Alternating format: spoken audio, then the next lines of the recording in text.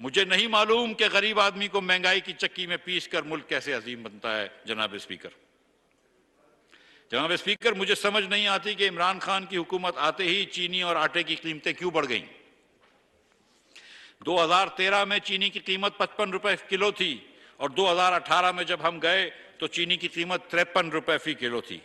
मगर फिर 2018 के बाद चीनी की कीमत पर लग गए और वो बढ़ते बढ़ते 140 रुपए फी किलो से तजावुज कर गई। लेकिन फिर वजीर आजम शहबाज शरीफ आ गए जो इसको वापस 70 रुपए फी किलो पर खींच के लाए हैं। इसी तरह 2018 में जब हम छोड़ के गए तो आटे की कीमत 35 रुपए किलो थी, जो नए पाकिस्तान में बढ़कर 80 रुपए किलो फी किलो पहुंच गई। मगर फिर शहबाज शरीफ आए जिन्होंने यूटिलिटी स्टोर्स और बहुत सी खुसूसी दुकानों में आटा 40 रुपए फी किलो फराहम करना शुरू किया है। जनाब स्पीकर, जब हम गए तो पाकिस्तान चीनी और गंदम बरामद कर रहा था, मगर अब हम इस साल 3 मिलियन टन आटा दरामद करने पर मजबूर हैं, गंदम दरामद करने पर मजबूर हैं। गुज़िश्ता दौर में महंगाई को बढ़ाने में तवानाई की कीमतों का भी दखल है। हम तवानाई का मसला बड़ी हद तक हल कर चुके थे। तवानाई के इस बहरान में दोबारा शिद्दत लाने की जिम्मेदार पीटीआई हुकूमत की गुज़िश्ता पौने 4 साल की गलत पॉलिसियां और फैसले हैं। उन्होंने हमारे किए हुए LNG के सस्ते सौदों पर झूठे इल्ज़ामात लगाए, जिसकी वजह से यहां बैठे हुए को झेल भी काटनी पड़ी। हमें भी ये गवारा होता अगर ये LNG सस्ते नरखों पर ले आते, मगर उन्होंने कोविड की वजह से मैसर होने वाले सस्ते तरीन नरखों पर लॉन्ग टर्म मुआहदे करने के बजाय महंगे दामों पर स्पॉट परचेज की। इसी वजह से हमें भी फौरी ज़रूरत के लिए महंगी LNG खरीदना पड़ रही है। इसके बावजूद हमारे ऊपर इल्ज़ाम लगाए गए और मुझ समेत यहाँ पर कई मुअज़्ज़िज़ रहनुमाओं को जेल में डाला गया, बल्कि हमारी बहनों और बेटियों को भी इसमें घसीटा गया और आज वो भी पेशियां और अदालतें भुगत रही हैं। फरवरी के आखिर में जब इमरान खान की हुकूमत को लगा कि उनकी रुखसत के दिन करीब हैं, तो उन्होंने कोalition हुकूमत के रास्ते में रुकावटें डालने की कोशिश की, जो दरअसल रियासत पाकिस्तान की मईशत के लिए बारूदी सुरंगें थीं। जिस तरीके से पेट्रोल और डीजल की कीमतों में कमी की गई, जबकि हुकूमत का खजाना कर्ज मांगकर चल रहा था, इनके इस कदम से हमारी रियासत एक संगीन इक्तिसादी बहरान में फंस गई, जिसको निकालने की कोशिश अब तक जारी है। वज़ीर आज़म शहबाज शरीफ ने पेट्रोलियम की कीमतों के पेश नज़र कम आमदनी वाले तबके को तहफ़्फ़ुज़ देने का फैसला किया है। चुनाचे इनकी हिदायत पर 40,000 रुपये माहाना से कम आमदनी वाले ख़ानदानों को 2,000 रुपये माहाना मदद देने का फैसला किया गया है, जो कि जून 2022 में नाफिजुल अमल है। इसमें तकरीबन 8 करोड़ से ज़ायद लोग फ़ायदा पहुंचेगा। इससे तकरीबन 8 करोड़ से ज़ायद लोगों को फ़ायदा पहुंचेगा। ये इमदाद माली साल 2022-23 के बजट में भी शामिल कर दी गई है। मैं इसमें ज़रूरी नहीं कि किसी के पास कार या मोटरसाइकिल हो, बल्कि जो आवाम बस में सफ़र करते हैं वो भी इससे फ़ायदा उठा सकते हैं। जो मुस्तहक अफराद बिस में पहले से रजिस्टर्ड हैं, इनको जून के महीने में ऑटोमेटिकली 2,000 रुपये इजाफी अदायगी की जा रही है। इनमें मजीद 60 लाख ख़ानदानों को शामिल किया जा रहा है, जिनको हर महीने जून समेत 2,000 रुपये दिए जाएंगे। 2013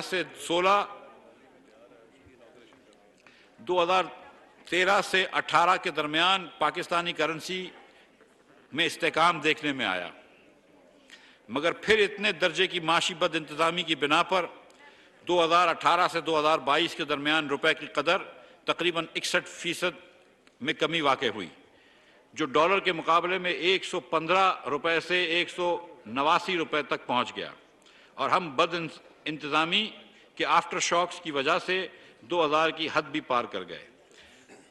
मगर हमने करेंसी को इस्तेकाम देने के लिए तमाम ज़रूरी इक़दाम किए हैं और उम्मीद है कि इंशाअल्लाह ये इक़दाम काम आएंगे। बजट की तफसील में जाने से पहले हुकूमत की सोच और तरजीहात पर कुछ बात करना चाहूँगा। जनाब स्पीकर, वज़ीर आज़म चाहते हैं कि इस मुल्क कि इस मुश्किल घड़ी में आवाम को ज़्यादा से ज़्यादा रिलीफ दिया जाए, बिलखसूस वो गरीब आवाम जो महंगाई के इस तूफ़ान से लड़ने की सकत नहीं रखते। इस मकसद के लिए हुकूमत ने इमदाद और सब्सिडी के लिए कई इक़दामात किए हैं, लेकिन ऐसे मुस्तकिल बुनियादों पर करने के लिए हमें ज़राए फ़राहम करने होंगे। इस मकसद के लिए यही तरीका है कि हायर इनकम अर्निंग्स पर स्पेशल टैक्स लगाए जाए और इस तरह दौलत का रुख गरीब आवाम की तरफ मोड़ा जाए। इस मकसद के लिए आमदन पर टैक्स या ऐसी अशिया पर टैक्स लगाए जाए जो ज़्यादा आमदन वाले अफराद इस्तेमाल करते हैं और मुतवासित तबके और गरीब आवाम कम से कम इस्तेमाल करते हों। जनाब स्पीकर, हमारी हुकूमत की बजट फिलॉसफी ये है कि हम एक तरफ ज़रई पैदावार में इजाफा करेंगे ताकि न सिर्फ काबिल काश रकबा बढ़े बल्कि फ़ी एकड़ पैदावार में भी इजाफा हो। ख़ास तौर पर खुर्दनी तेल पैदा करने वाली फसलों मसलन मकई, सूरजमुखी और कनोला की काश में इजाफे के लिए इजाफा किया जाएगा ताकि ज़रई दरामदाद में कमी आए और जारी अखराजात के खसारे में भी कमी लाई जा सके। दूसरी तरफ हम ऐसी सनतों को तरक्की देंगे जिनकी पैदावार बरामद की जा सके। इस तरह हमें कीमती ज़राए मुबादला हासिल होगा और बैरूनी अदायगियों का तनासुब या बैलेंस ऑफ पेमेंट को पायदार बुनियादों पर दुरुस्त करने में मदद मिलेगी। जनाब स्पीकर, आपकी इजाज़त से अगर थोड़ा सा पानी पी लूँ।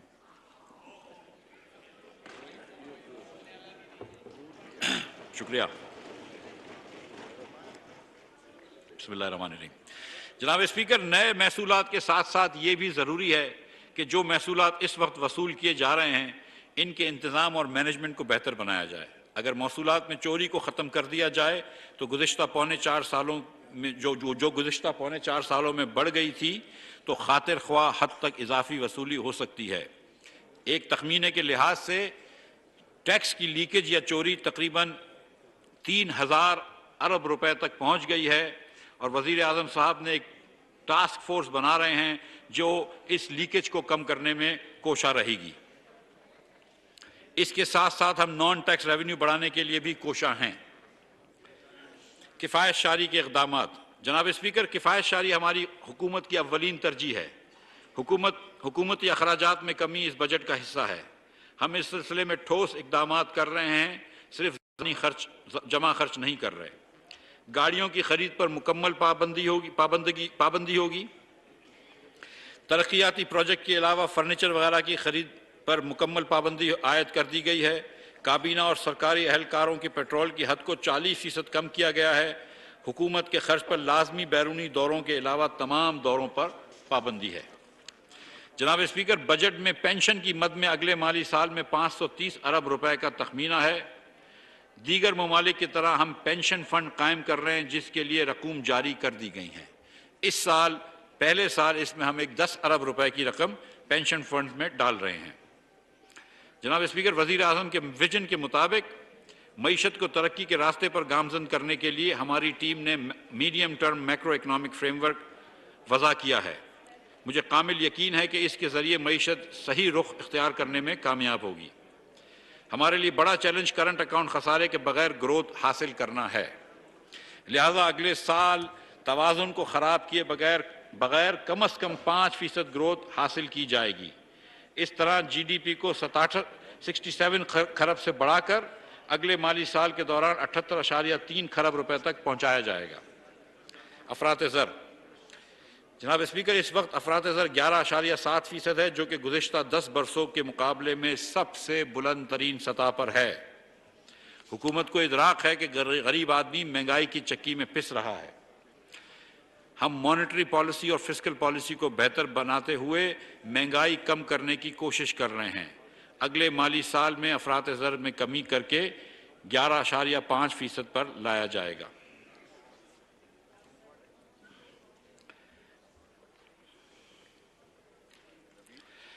FBR taxes. जनाब स्पीकर, इमर्जिंग मार्केट्स ममालिक में टैक्स की शरह GDP तकरीबन 16% है, मगर पाकिस्तान में इस वक्त ये शरह 8.6% है। अगले माली साल के दौरान ये शरह 9.2% तक ले जाने की तजवीज़ है। 2017-18 में याद रहे जनाब स्पीकर, हम ये शरह 11.1 की 11.1% पर छोड़ के गए थे। मजमूई खसारा जो इस साल GDP का 8.6% है, इसमें बतदरीज कमी लाई जाएगी। अगले माली साल के दौरान इसमें कमी लाकर 4.9% तक लाया जाएगा। इस तरह मजबूरी प्राइमरी बैलेंस जो कि GDP का मनफी 2.4% है, इसमें बेहतरी लाकर अगले माली साल में इसको मुस्बत 0.19% पर लाया जाएगा। यानी कि हम नेगेटिव डेफिसिट या प्राइमरी डेफिसिट को प्राइमरी सरप्लस में इंशाअल्लाह ताला कन्वर्ट करेंगे। तिजारती खसारा, हमारे हुकूमत बरामदात में इजाफे के लिए अहम इकदाम उठा रही है और दरामद के बढ़ते हुए रुझान पर काबू पाने की कोशिश कर रही है ताकि तिजारती तवाज़ुन अमल में लाया जाए और डॉलर की कीमतों का तयन खुद ब खुद सही रास्ते पर गामजद हो जाए।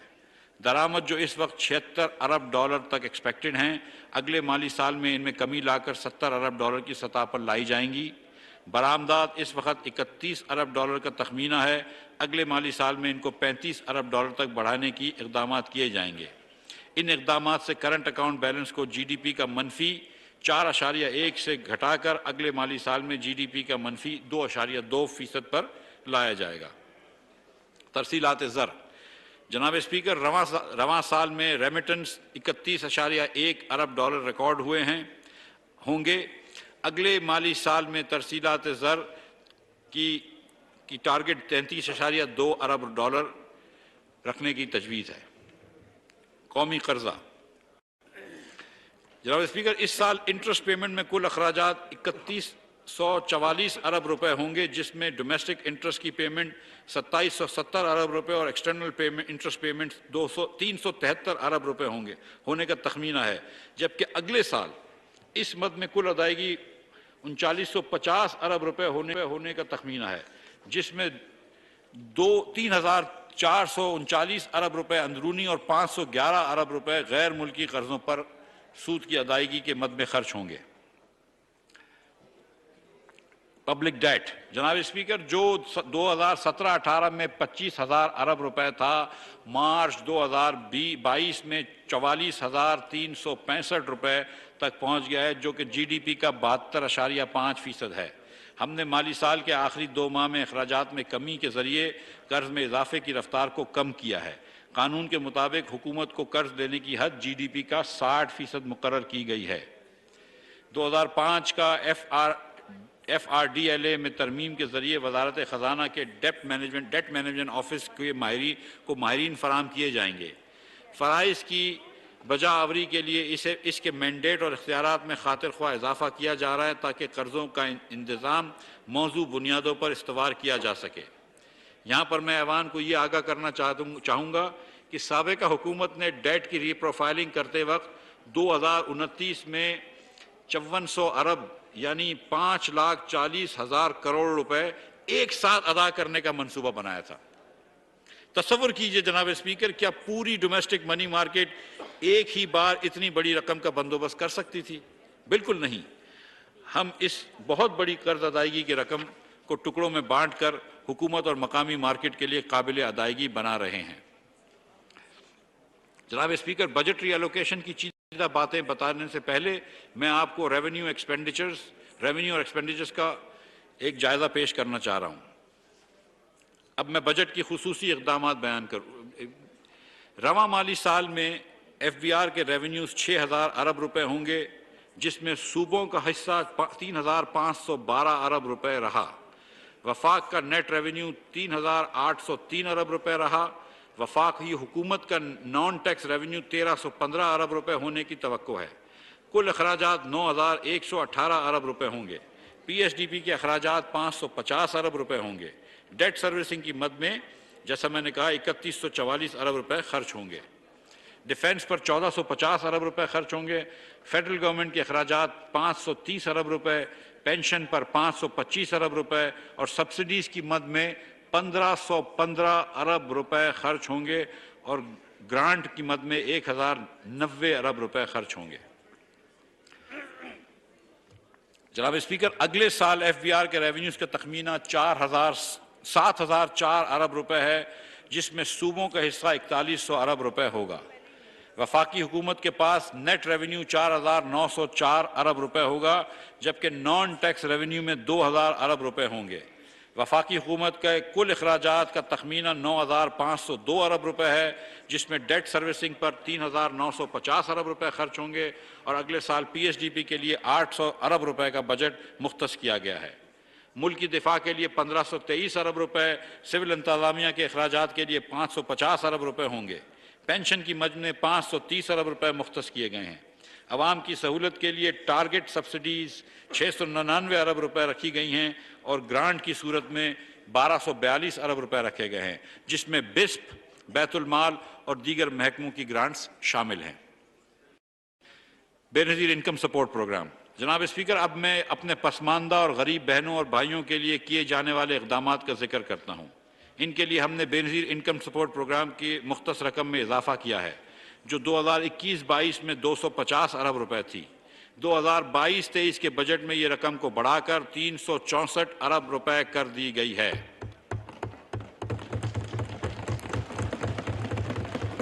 इसके अलावा 12 अरब रुपए की रकम यूटिलिटी स्टोर्स कॉरपोरेशन में